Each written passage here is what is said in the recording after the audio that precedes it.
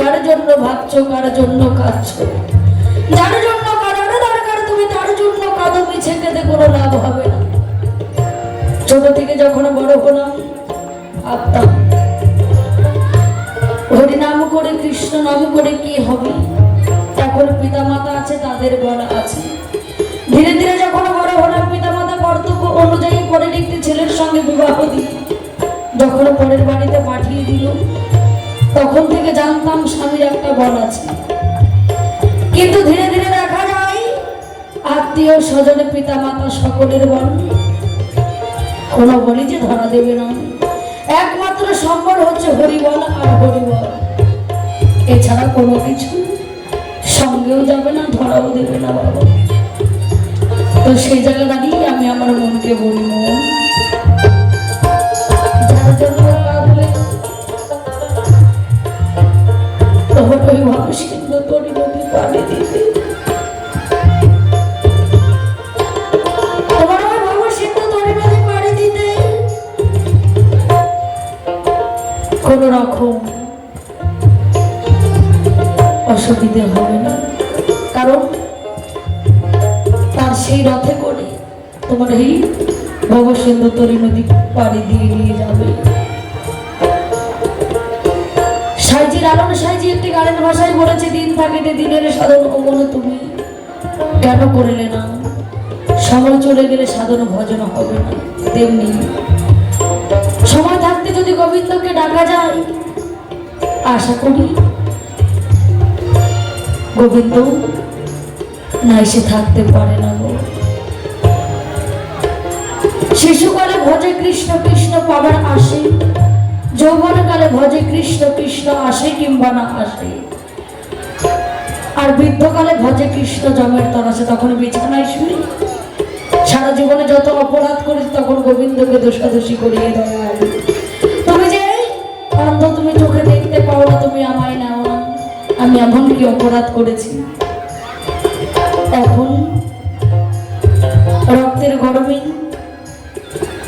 যৌবনের টানে আমরা কি করছি, সব কিছু ভুলে গেছি।